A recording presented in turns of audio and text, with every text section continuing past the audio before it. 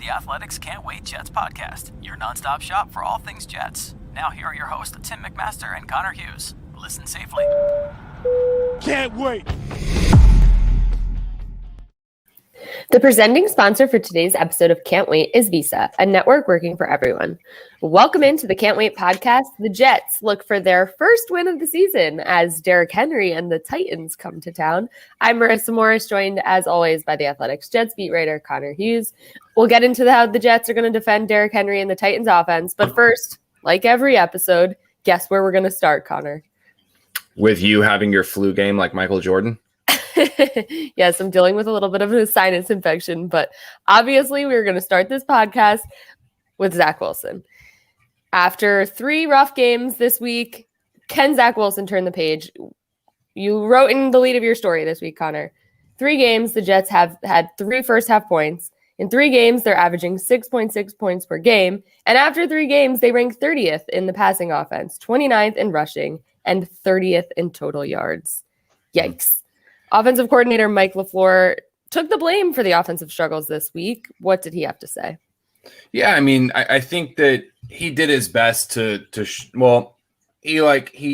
took the blame while also not necessarily deflecting the blame, but I think it was a nice way to describe the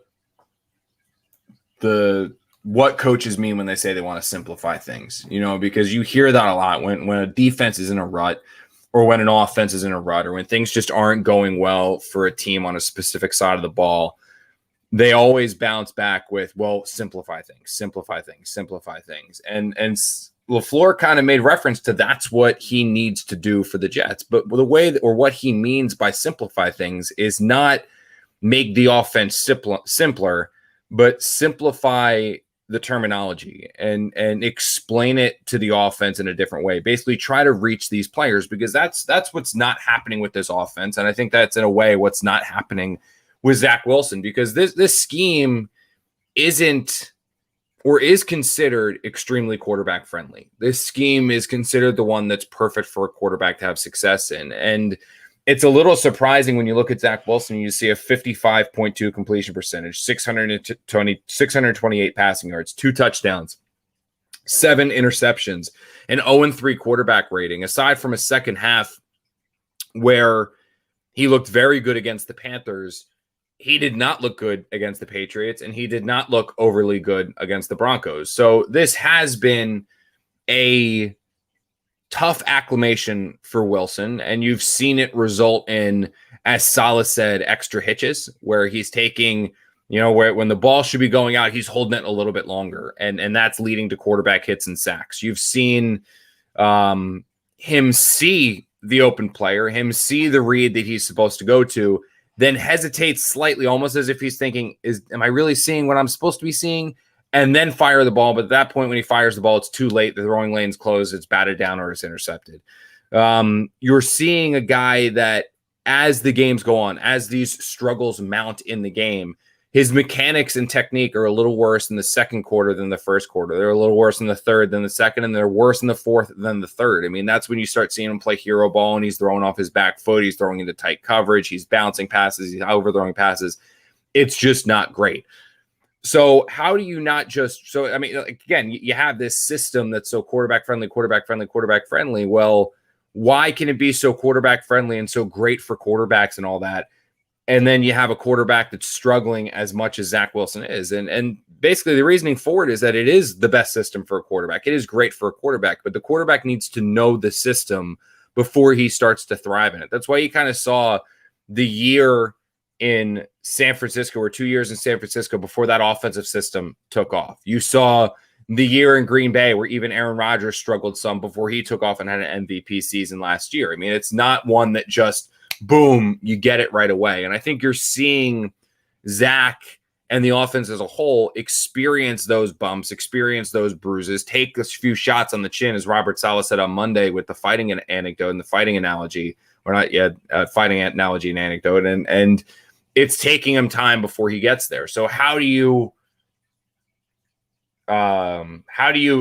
expedite that? How do you get it to a point where he understands it better Well, it's going to be, you have to find a way, as Salah said on Thursday, to simplify things. And you can't simplify the scheme because that's just going to make the life easier on the defense. So what you have to do is you have to simplify the way that you're explaining it. So maybe it's changing the terminology some. Maybe it's shortening the terminology some. But Marissa, they have to end up doing something because it's very, very clear that right now it's not working. Yeah. What do you expect to see different this week? I mean, if there's one thing that you say, okay, Zach Wilson is, not throwing off of the wrong foot, or like, what is one area that you're like, all right, you know what? They did simplify things for him and that there is an improvement from last week. That's the thing is it's so, and this is like Salah's thing every time we ask about the offense and every time we poke him about the offense and we say like, oh, what's wrong? And all he says to us over and over and over again is that it's not one thing. That's what he keeps saying is that it's not one thing. It's not. And we talked about this on the show on Monday. I'm not so sure that's a great thing. When you've got one hole to plug in the dam, I would think that it's a lot easier to say, okay, there's the one hole. There's the one area where we've got an issue. Let's go fix that one issue. And then we know we're going to be fine. When you've got 15 holes to plug in the dam, and every time you seem to patch one, another one pops up, I don't think that's good, So in the opener against the Panthers, the Jets couldn't run or pass block to save their lives. I mean, it was a human pinata back there with Zach Wilson, and the run game was just as bad, despite the fact that was, a game for the large part. I know the Panthers are undefeated and Sam Darnold's playing really good ball. He did not play really good ball against the Jets in that opener. He did not look all that great in that opener against the Jets, especially once the Jets were able to kind of contain Christian McCaffrey a little bit more and Sam stopped just dinking and dunking to Christian. I mean, it was one big throw to Robbie Anderson, then maybe a back shoulder one to DJ Moore, and that was pretty much it. So I don't necessarily, so that was the problem, right? Was the pass blocking, run blocking was the problem in the opener. Week 2, they could run the ball. They ran the ball incredibly well. I mean, they really did. They ran the ball incredibly well week 2 against the Patriots. They kept Zach Wilson upright until the second half when you had to play hero ball and hold the ball longer, wait for guys to get open, and then they started teeing off on him a little bit, but they protected him. The problem was Zach Wilson kept throwing interceptions. He threw 4 picks. Then you get to the Bronco game, and that's when everything went wrong. You saw the late interceptions from Zach Wilson, which were probably a result of him just having to be overly aggressive to try to get the Jets back in it. But even if you remove those interceptions from it, he missed passes early in the game. He missed passes midway through the game. It wasn't a banner day for Zach Wilson. The offensive line, obviously, as we saw, could not run or pass block at all. The offensive line struggled to run block, and then Mike LaFleur, by his own admission, abandoned the run far too early because the Jets ran the ball just 13 times. You had receivers drop the ball, which became an issue in week 2, which wasn't so much an issue week 1, but was an issue week 2, and then really an issue week 3. And it was just everything fell apart. So I don't necessarily know if I can say, okay, the Jets simplified the offense, so it fixed this. The Jets simplified the offense, so it fixed that. I don't necessarily know if there's that area because I don't look at this Jets offense, Marissa, and say, oops, I automatically pulled my mic out. I don't look at this Jets offense and just say, if you can fix this area, everything's fixed. I don't see that because if you look at just the Bronco game, you're like, all right, they need to commit to the run more. They need to improve the run blocking so it's an easier decision to commit to the run more. They need to improve their pass blocking. Their receivers need to get open more and stop dropping passes.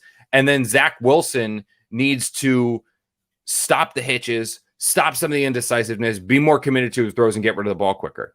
That's a lot to fix in just 1 week. And if you fix just one of those issues, it's not going to lead to this offense scoring 20 points a game. It's not. I mean, it's not going to, like, when you talk about an offense, as you said, that has 3 points in the first half of games this season, an offense that is averaging 6.6, if you want to round up 6.7, because it's 6.6 repeating, 6.7 points per game.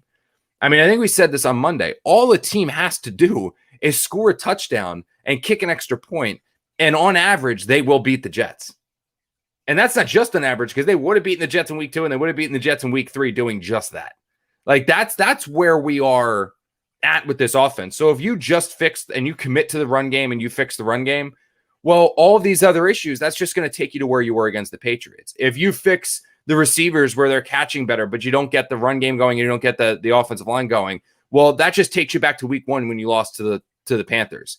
And if you fail to get everything fixed in 1 week, well, that's just going to take you to where you get shut out by the Broncos 26-0. So I don't necessarily see it as if you fix this, everything else is going to fall into place. And I asked LaFleur that when we talked to him yesterday. I said, is there, we all look at the points per game. We all look at the sacks. We all look at the quarterback hits. We all look at the rushing and the averages where they're 29th in rushing, 30th in passing, 30th in total offense, and I think 30th in scoring.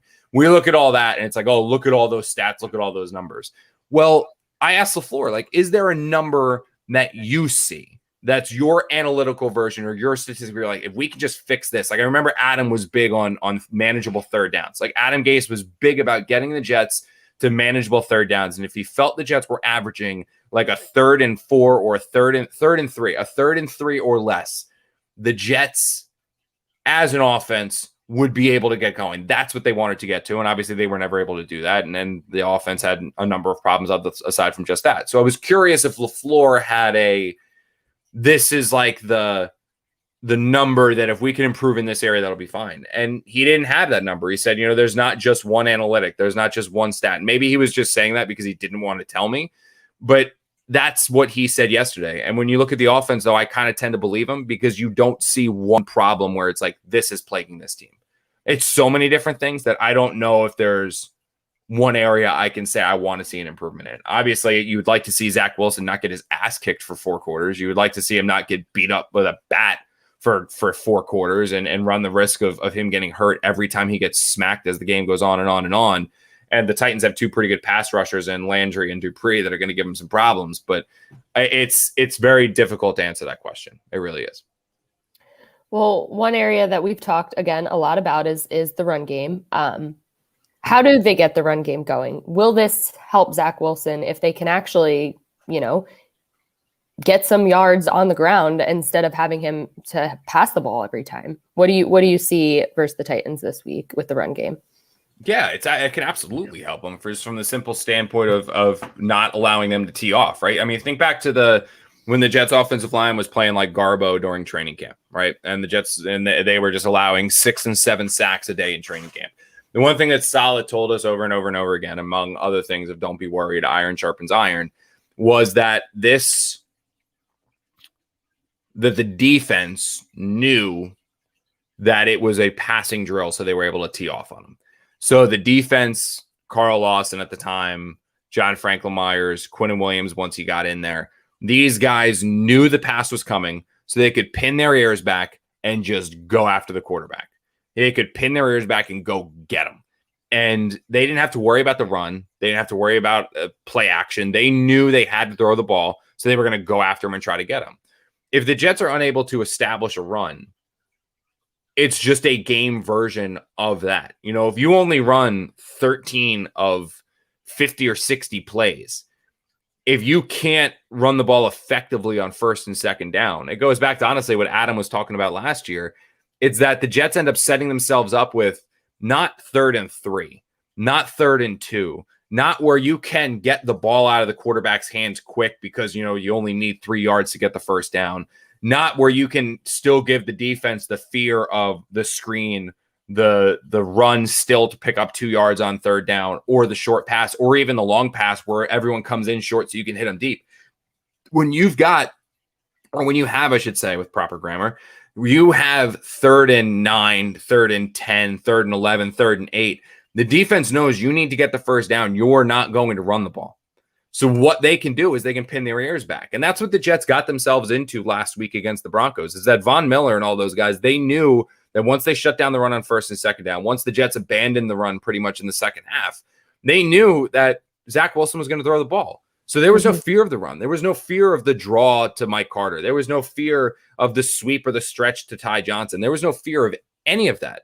The only thing the Jets feared the only thing the Broncos feared was, okay, is somebody going to get by us in the secondary? And honestly, they got to Zach Wilson before anyone could get through them to the secondary. That's why they teed off on him, and you had the quarterback hits, and you had all of those sacks. So the run game is so important, and not only just for keeping Zach Wilson upright and helping Zach Wilson. That's what this offense is predicated on. Like, that's what the Mike Shanahan system, which Kyle Shanahan then took and made even better in terms of like revolutionizing it to today's NFL. and the 49ers and the Packers, even with Aaron Rodgers. Like the Packers more so implement a lot of those short passes as a handoff to the running game, but still they want to run the ball with Aaron Jones. The 49ers want to run the ball with their stable of running backs. I mean, that's what the Jets want to do too. They've just abandoned it a little too often. And I guess they abandoned it week 3. It did not work week 1 at all with the running the game against the Panthers. They just got dominated up front. But they need to get back to that because that's this offense's bread and butter. And they need to stick with it and they need to establish it. And then once they establish it, they can build off of it. Because if you have a rookie quarterback making his 4th start and you're telling him basically like, hey, we've got no run game. The defense knows you're going to throw it. Go out there and beat him. It's leading a lamb to slaughter. And Saleh did say it this week. He said he's not worried about it, but he said, I'm not worried about it yet. Is that you've seen a number of quarterbacks who just get pummeled and just get beat up and just get destroyed early in their careers. And it basically takes a sledgehammer to their internal clock and it can ruin them. Obviously, the extreme was what the Texans did to David Carr. Like that's the extreme of it. But there are so many other quarterbacks that have been ruined or hurt or had their development stunted by what happened to them early in their careers. Zach Wilson, as we said, through 3 games has been sacked 15 times. He's on pace to get sacked Oh, we lost Connor there. Connor's leaving me hanging while I got a little bit of a cold, so that's not great. I don't know if you guys want to hear my voice. Oh, here we go. Yeah, I don't know why, because I'm hardline connection. So I think that's. I said you're killing me. Like nobody wants to hear my voice right now. I'm like, I was about to start taking questions in the chat. What is it really like working with Connor? Well, Marissa, tell all. Yeah. Well, I'm getting a little annoyed at this. Our friends over here at StreamYard got to get their shit together because this is now the second time in 3 weeks that we've just randomly cut out. And I'm hardline connection, so there's no one else on our. I'm not using Wi-Fi or tabs open. Yeah, I mean we are doing a pod. Yeah, we're doing. The thing is though, StreamYard is we're doing a podcast. So I mean I'm usually pretty good with just pulling information out of my head because I watch this every single day.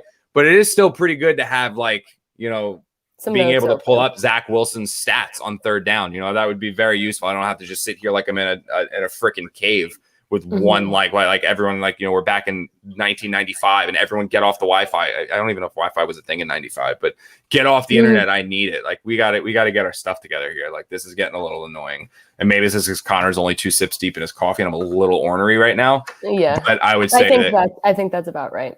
Well, I'm going to send an angry. I also am going to send an angry goddamn note. I have to send one of them to Marriott today. Like that Marriott in Denver. Oh boy, they are going to get the wrath of Connor. They shut off water for 6 hours, and they had the nerve to say, "Well, we gave you a letter the day before." It's like you gave me a letter after I checked in, a-hole. Like I wouldn't have stayed here if I knew it was going to be like Bree and I are sitting there trying to leave, and it's like, well, neither of us have showered. Like like you thought I was mad about the caddy. The caddy, I at least could I could appreciate that as a story. This is like just customer service, and the dingus that was at the head desk made things even worse. It was like, and I dropped it. I'm platinum elite. Like you don't screw with platinum elite members. You're not supposed to. Yeah, I'm platinum elite. Well, were we leaving? In the Marissa tell all, you could tell how very easily we get sidetracked here. But we've been doing these podcasts. I think Tim's the reason for distractions. Not gonna lie, we've been like pretty X's and O's heavy without Tim. But spoiler alert, Tim will be joining us on Monday. We're very excited to have Tim back. Yeah. So is he officially back now with that? Or is it just that he wasn't very I think he will still be on paternity leave, but he misses us so much that he is going to do the podcasts while he is still off. Because, I mean, why wouldn't you miss us and talking about the 0-3 Jets? It's like no brainer. So so is he going to do both episodes a week or just one? I don't know. We could talk about this off air. Let's get back to.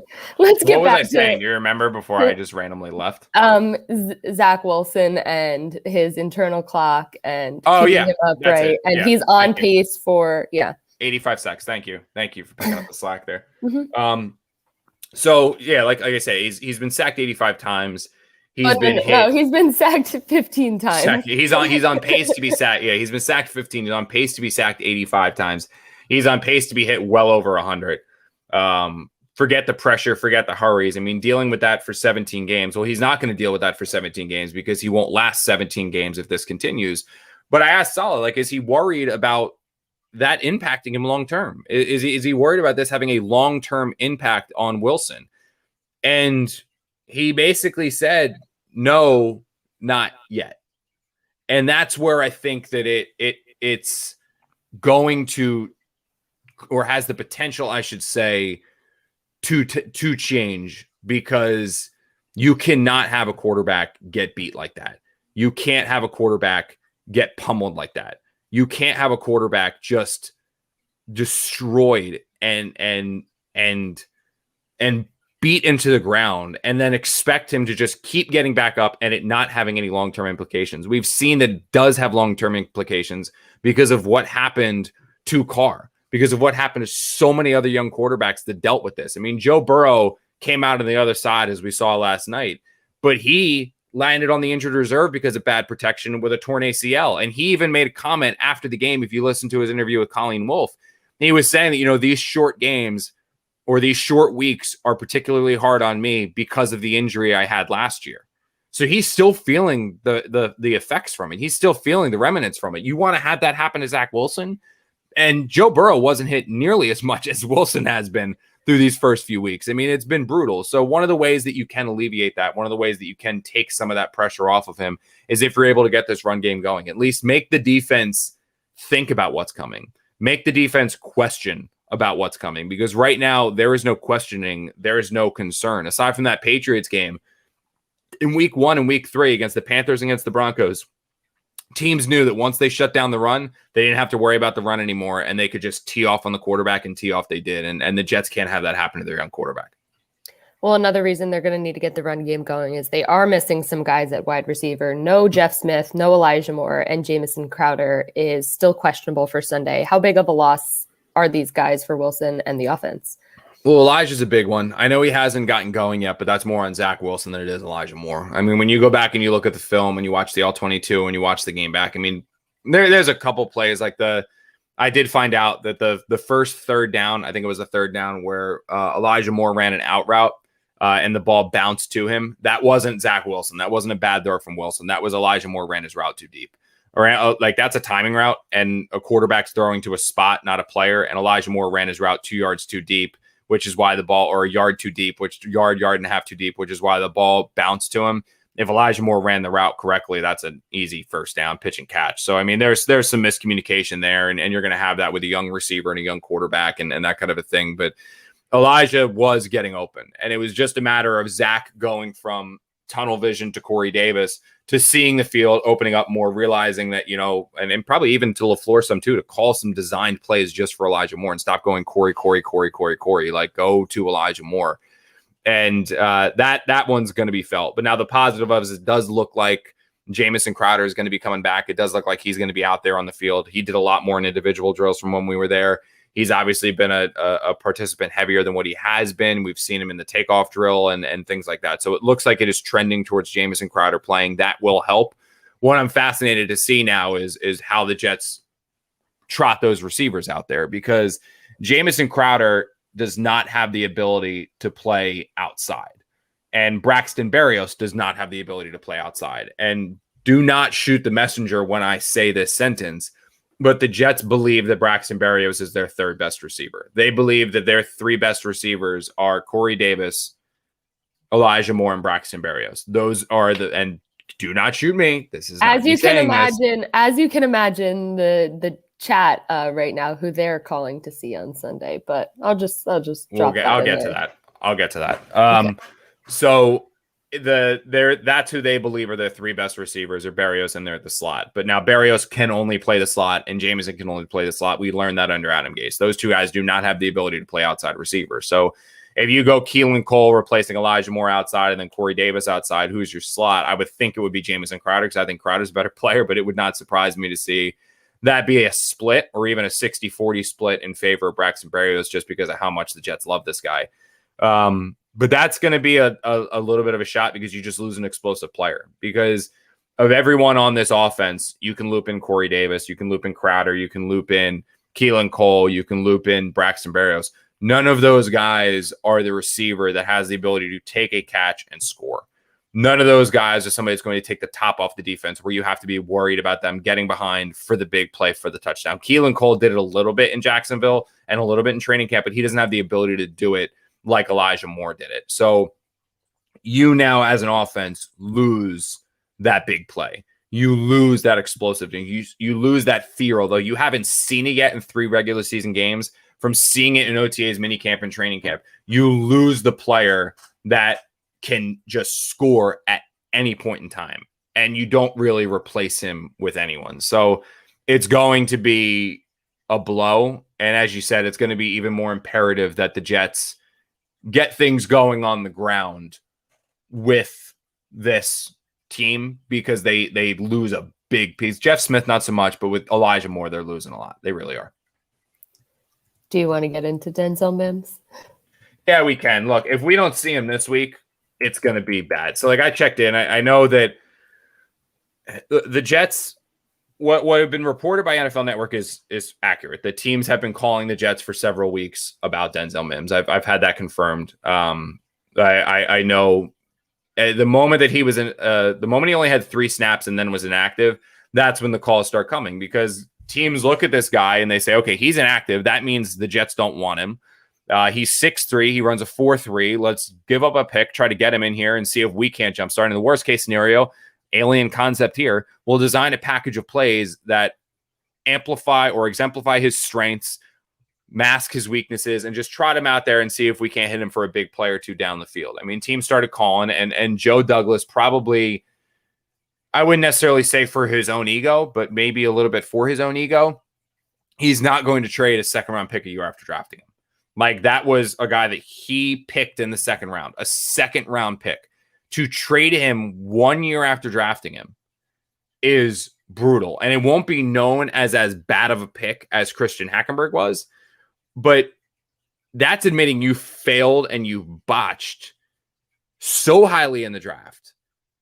And specifically in the draft where the Jets are accumulating all these draft picks, right? I mean, we're going to talk about it in a little bit, like the whole, like, they got a 4th-round pick for Chris Herndon who doesn't even have a catch yet. You know, they got 2 first-round picks for Jamal Adams who has a sack or an interception. Like, all of these draft picks that he's acquired, that he's done, he still has to hit on them.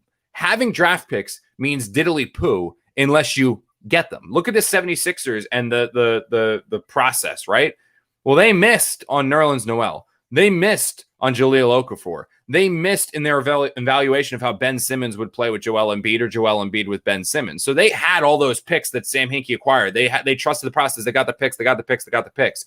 Draft picks don't mean anything unless you pick the right players. So Joe Douglas can acquire the entire first round of the draft next year, but if he doesn't pick the right 32 players, it does not matter.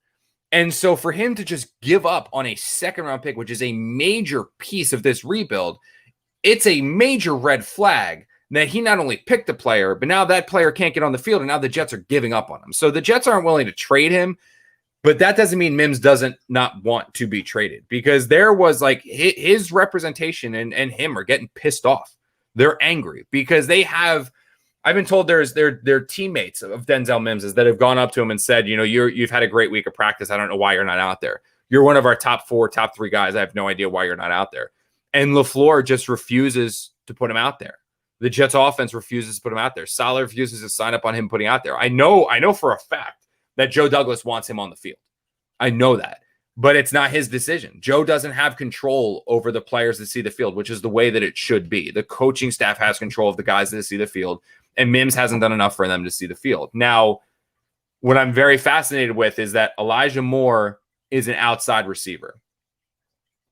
The Jeff Smith injury does not impact Denzel Mims at all, because as we theoretically, if what the Jets have said to us is truthful, Jeff Smith being hurt does not change anything with Denzel Mims, because Jeff Smith is strictly a special teamer who occasionally checks in.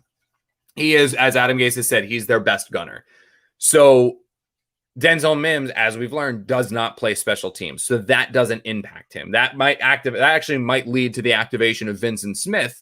And then by Vincent Smith getting activated, he'll see the field as the Jets gunner. The injury that would push Denzel Mims up there would be, theoretically, the Elijah Moore injury, because Elijah Moore now is an outside receiver. He goes down. Denzel Mims is the next one up, because honestly, he's the only one that could be up because he's the only one that isn't active on game days. However, Jamison Crowder is now coming back. And Jamison Crowder is the guy that we're starting to see. So what does that mean? Right? Because if Jamison Crowder is back and the Jets have to activate Vincent Smith to be the gunner, Vincent Smith is also an outside receiver. Vincent Smith has the ability to play receiver and gunner. Denzel Mims can only play receiver. Knowing that Smith and Moore are both out, neither Mike LaFleur nor Robert Saleh talked as if Denzel Mims was a lock to be on the field. If Vincent Smith is activated, it would not surprise me to see Denzel Mims still be inactive, and that the Jets go out there with Keelan Cole outside, Corey Davis outside, Jamison Crowder or Braxton Berrios in the slot, Jamison Crowder or Braxton Berrios backing him up, and then Vincent Smith, who is your gunner and also has the ability to play outside, and actually had a very good training camp and preseason. And the other thing too is Vincent Smith was working with the number 2 and number 1 offense, splitting time there towards the end of training camp before he got cut and then landed on the practice squad. So common logic would say 2 wide receivers are out, Denzel Mims is up. I don't necessarily know if that's going to be the case. I don't. And it would not surprise me to see them activate Vincent Smith, have Vincent Smith be that guy, and have Denzel Mims still be inactive because Jamison Crowder's back. And that doesn't make sense to me. I don't agree with that. I've been very clear on this podcast for several weeks now that Denzel Mims should play. That even if he's not one of your top 4 overall receivers, even if he doesn't play special teams, he still is bigger and faster and more athletic than so many other guys. He still has a skill set that can help you win games on Sunday. So put him out there with a design package of plays, with a few routes, rotate him in there. Look, the Jets are rotating in Tim Ward at defensive end. They have this constant rotation of defensive linemen, right? Where Quentin Williams is only playing like 70% of the snaps because the Jets are constantly rotating guys in and out. You're telling me it's impossible to do that with a receiver? That Denzel Mims needs to know all 3 receiver spots before he checks in to do the 3 things that he does exceptionally well, better than anyone else on this field, better than anyone else on this team. He does 3 things exceptionally well. He gets deep. He's an incredible linear player. He draws defensive pass interference calls, and he has the ability to high point passes. He does those things better than anyone else on this team. Does it better than Braxton, even though Braxton's a better slot. Does it better than Elijah right now. Does it better than Corey Davis. Does it better than Keelan Cole. So why don't you, if you're this offensive mastermind, if there's this great offensive system, why can't you get him on the field and then use him in the ways that he does things well? Why can't you do that? Even if it's just 10 plays, even if it's just 5 plays, even if it's just throwing one up to him and having him draw a DPI or having him make the catch or having the defense just see him out there and realize that guy can go deep. We need to pay attention to him, which in turn takes some of the attention off of Corey Davis, which we've learned from Corey Davis this week. Teams are spending so much time on him and so much attention on him that he's not having the space in the room to operate like he did in Tennessee because everyone's just saying, well, we'll take away Corey Davis and have someone else beat us. Why not check Mims in for at least for a defense can think about him? And they're not doing it. And they don't do it this week with all these guys down. There's going to be a phone call to Joe Douglas that says, I don't give a shit what you want. Trade him. Trade him. Trade him to somebody who's going to use him. Well, that will definitely be something we will be watching on Sunday. We also will get to very quickly the Titans offense and how the Jets plan on defending them. But first, a quick message from one of our sponsors. Growing up, cereal was one of the best parts about being a kid. But I had to give it up because I realized it was full of sugar and junk that you really shouldn't eat. Until Magic Spoon came along. There are 0 grams of sugar, 13 to 14 grams of protein, and only 4 net grams of carbs in each serving. And it's only 140 calories a serving. It's keto-friendly, gluten-free, grain-free, soy-free, and low-carb. You can build your own box with available flavors, including cocoa, fruity, frosted, peanut butter, blueberry, cinnamon, cookies and cream, and maple waffle. So to get your Magic Spoon, go to magicspoon.com/wait to grab a custom bundle of cereal and try it today. And be sure to use our promo code WAIT at checkout to save $5 off your order. Magic Spoon is so confident in their product, it's backed with a 100% happiness guarantee. So if you don't like it for any reason, they'll refund money, no questions asked. Remember, get your next delicious bowl of guilt-free cereal at magicspoon.com/wait and use the code WAIT to save $5 off. Thanks to Magic Spoon for sponsoring this episode. Today's episode is sponsored by the NBA and their quest to advance the game of basketball, grow the community, and impact culture. The league celebrates its teams, players, and fans across the past, present, and future as part of its 75th anniversary season. That's Game highlights pivotal moments on court and beyond, from iconic plays in arenas to the impact players have in the community. That's the NBA, that's Game. Like in the NBA Finals, when the Bucks had their backs against the wall, Drew Holiday steals the ball, pushes the break, alley-oop to Giannis for an iconic slam, seals Game 5 and the eventual title. That's the NBA, that's Game. This is more than just basketball. It's what connects us all and keeps us coming back for more. That's the NBA, that's Game. All right, That's the NBA. That's Game. Do we run NFL podcasts on the NBA ones? That's the NFL. That's Game. Do we run that? No, the NBA is a sponsor. So the NBA sponsors us. Yes, they're paying for that NFL ad spot. Let's get to the defense. We got the Jets. The Jets could be catching a break this week. By the way, where's our new logo? Aren't we supposed to get a new logo soon? Connor, I'm trying to manage a lot over here. Hosting Including your this flow. podcast, 7 other shows. You know, I got a lot going on over here. Oh, I think- I'm all aboard. Get hashtag Team Marissa, hashtag Team Marissa Raise. I'm all. I have banged that drum before. I've been banging the drum to get you a microphone for the last 2 years, and you see how much pull I have here. Yes. All right. You used to have a lot more, not anymore. My pull is gone. I got another show at 10 o'clock, so let's keep this moving. The Jets could be catching a break this weekend. AJ Brown and Julio Jones potentially out on Sunday. How different does the Titans offense look without these two playmakers? Well, I mean, it's two guys that you don't have to worry about. You know, the one thing that I go back to when I look at this, and it's similar to me when I look at this offense to the offense that I looked at with the Giants back in the year after they won the Super Bowl, their first Super Bowl in 2007, when they had Plaxico Burress outside, and then you had that insane offensive line, and you had a great rushing attack with Brandon Jacobs and I think it was Derrick Ward, the guy who ended up going to the Buccaneers, and Ahmad Bradshaw, although Bradshaw didn't play too much. That was like the Earth, Wind, and Fire year.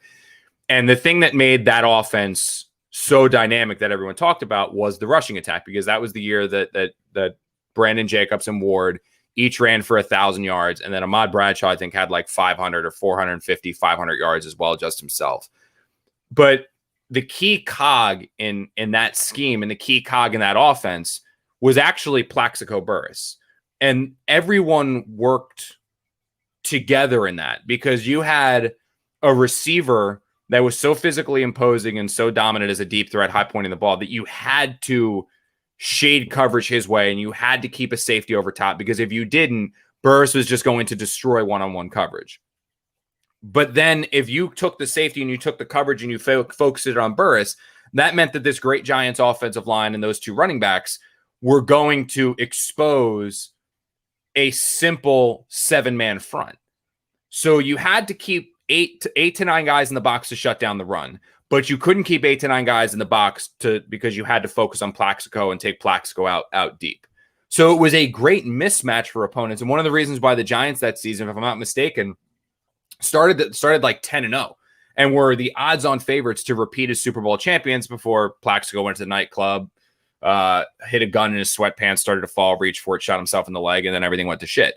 When you took Plaxico out of that equation, though, the Giants' offense started to falter. They were knocked out in the first round by the Eagles. If I'm not mistaken, that was like the Donovan McNabb picking up the phone on the sideline game. So with that, you saw how the offense changed. Like, it wasn't necessarily about Plaxico being better than the offensive line or Plaxico being better than that running game. It was how the running game and the passing game married together to create an offense that was so difficult to defend. It's very similar with this Tennessee Titans scheme. when they have Brown and they have Julio outside, you can't put 9 or 10 guys in the box or 8 or 9 guys in the box because you're giving one-on-one coverage outside to Brown and Julio. So those two guys are going to destroy. I mean, you're covering Julio Jones one-on-one with a corner. And even if you shade to Julio's side, you're now one-on-one with Brown. And if you shade to Brown, that's one-on-one. I mean, it's a matchup. And then if you say, okay, we want to take away the pass, we're going to cover those guys. Well, now suddenly Derrick Henry, who's the most physically imposing running back I've ever seen in my life. And I'm only 29, but like my life is now running against just a 7-man front. So it's such a perfect marriage of pick your poison. Okay, you want to stop the run? Good luck doing that anyway, but now we got one-on-one outside. Okay, you want to play coverage? Now we're just going to run the ball downhill. When you take, though, forget one of those guys out of the equation, which is probably one of the reasons why the Titans went out and got Julio, because if you take Brown out of the equation last year, you know, you can maybe shade it towards one, and now you can deal with Corey Davis. Now, I mean, you got it either Brown or Julio, which is probably one of the reasons why they went there. But like, if you still had one of those guys, if you still had Julio or you still had Brown, you still got to think pretty heavily about that. If both of those guys can't play and neither of those guys practiced on Thursday, if you remove both of those guys from the equation, well, suddenly, I mean, honestly, it's there's no one else on that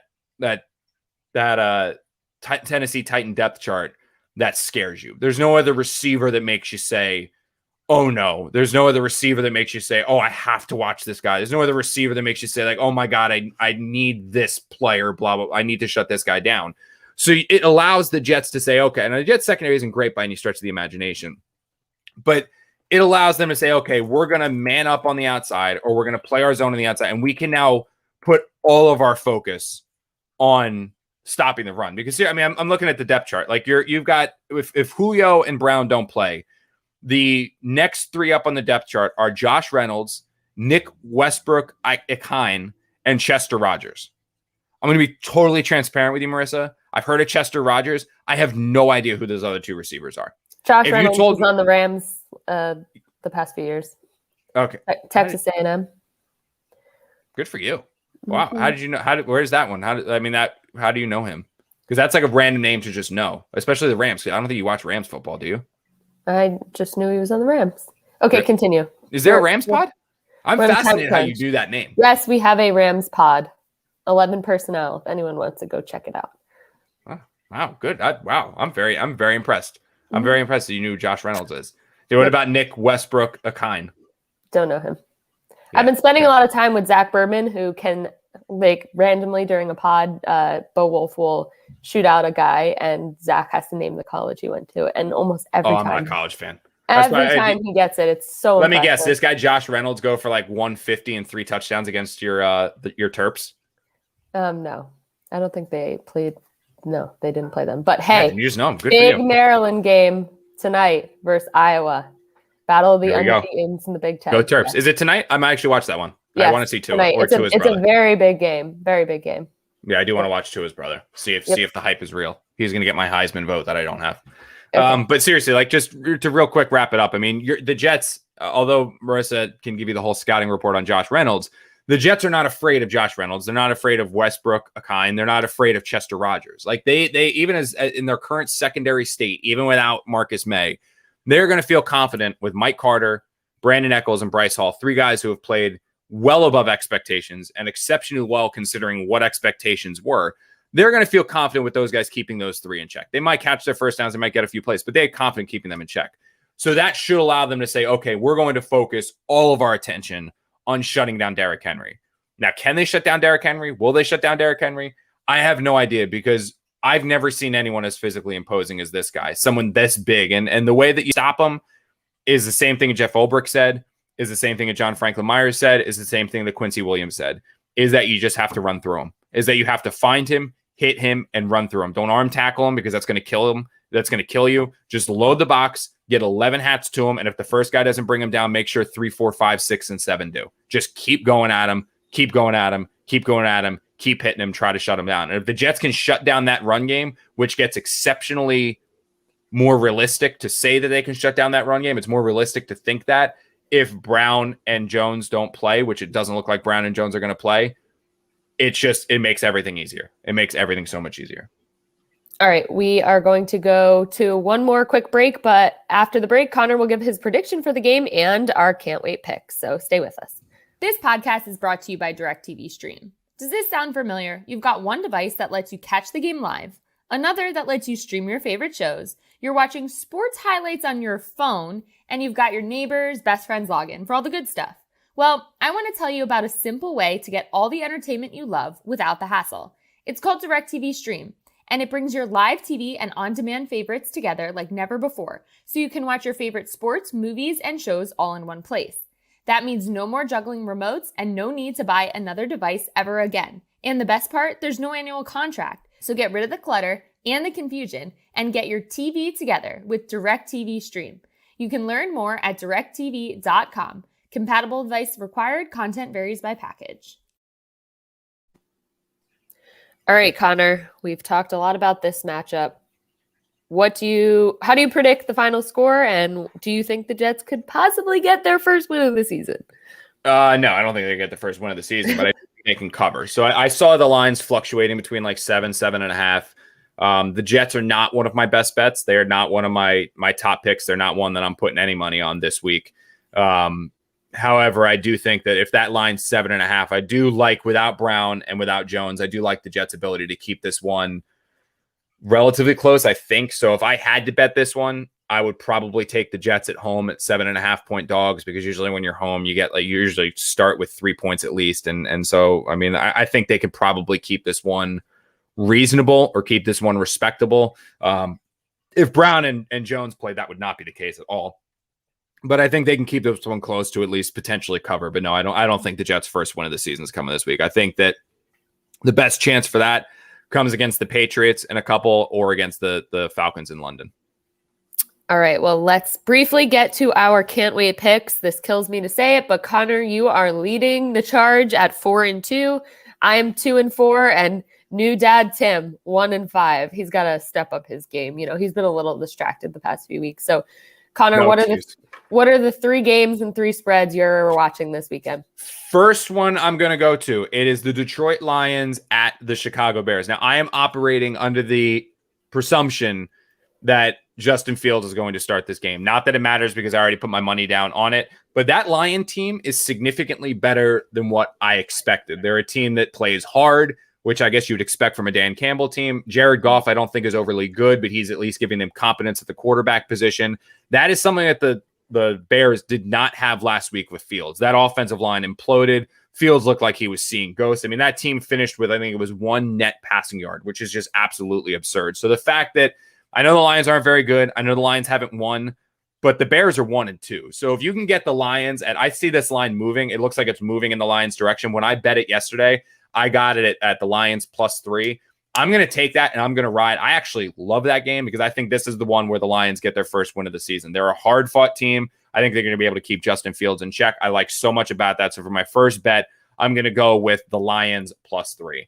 My second one, I'll admit this one I go back and forth on, and this is more just one that I'm taking as a leap of faith, and it's another underdog. It's the Colts at the Dolphins, with the Colts, the underdogs, +2. Obviously, that means the Dolphins are favored by 2. I just can't imagine the Indianapolis Colts start this season 0-4. I really can't. I mean, I think Carson Wentz is still a talented quarterback. He should be a little bit healthier now from the double sprained ankles. I think that the Colts still have a pretty good defense. I think the Colts are a very well-coached team with Frank Wright. I know Quentin Nelson's out, but still the offensive line isn't awful. They should get the run game going. And the Dolphins with Jacoby Brissett, I know they came back a little bit against the Raiders, but I think that was more the Raiders playing down, because for 3 quarters, Brissett was awful. Like that team was not good for basically 2.5, 3 quarters. And for some reason, the Raiders let them hang in there. That game went to overtime and the Dolphins almost won. I think the Colts win this game. Maybe it's because I just can't imagine that team being 0-4. Maybe it's because I don't believe in Jacoby Brissett. I don't know. But for my second pick, I don't feel as good about it as I do the Lions, which probably means this will be the only game I win this week. But I'm going to take the Colts +2. Final bet of the week, it's the Chargers against the Raiders. I think the Chargers favored by 3 at home. I don't think the Raiders are nearly as good as their undefeated record says. I don't think the Raiders are nearly as good of a team as some people are making them out to be. And I think the Chargers will expose them because I think the Chargers are a very good team. They've got a good pass rush. They've got great receivers. They have maybe the second or third best quarterback in the NFL if you take out Aaron Rodgers from that equation, or depending on where you want to put Aaron Rodgers. I think Herbert is the real deal. I think he's a stud. I think that's a well-coached team. I think that's a fun team to watch. And at home against their rival, the second best team in that division behind the Chiefs, I take the Chargers, and I think this is where the Raiders start to come back down to earth a little bit. So give me the Chargers -3, the Colts +2, and the Lions +3, and we're going to see if we're going to get that thing going again. If you want to feel frisky like you should have felt last week, take my picks and parlay them, and take your wife or significant other, wife, husband, whoever, out to a nice dinner with the winnings. All right. Well, this is always fun because I like when I pick on the opposite side of you. So I am actually taking the Raiders +3. James starting the week 0-1. You're going to start the week. Let's keep this moving. I'm taking the Raiders +3 versus the Chargers. Unfortunately, I also agree with you that I'm going Lions +3 versus the Bears. And my final pick, not as confident in this. I think I'm confident in this one, but Washington football team -1.5 versus the Falcons. The Washington football team their defense has not looked as good as I think everyone thought they were going to be heading into the season, but maybe this is a get-right game versus the Falcons. All right, and Tim is taking the Cowboys -4.5. Tim, again, man, Titans -7. Tim loves to pick against the Jets. And then he is taking the Buccaneers and Brady back home in New England, -7 versus the Patriots. Connor, any final thoughts before we get out of here? No, I mean, for the Jets, I hope we see some competence on Sunday. I hope we see Zach Wilson play well. I hope that I can write win or lose. I hope I can write a positive column because it's been very hard to do that the first 3 weeks because week 1 he got destroyed. Week 2 was the 4 interceptions, and last week was a shutout. So even if the Jets lose like 31-24, 28-21, just something that 24-20. I mean, just something to get the optimism flowing again in the Jets direction to say like, okay, they're headed in the right move. They're doing things well. The quarterback's playing well, something like that, just to hopefully write something positive after the game. I'd like to write a positive story this week, Marissa. That's what I want. All right. Well, one thing positive is Tim McMaster will be back with us on Monday to recap it all. So that might be your only positive of the game, but let's hope we get some positive, some positivity on the field as well. So thank you all for listening. If you have not yet got your Athletic subscription, it's still 50% off. So go to theathletic.com/can'twait. We appreciate everyone listening. Have a great weekend, and we will talk to you on Monday.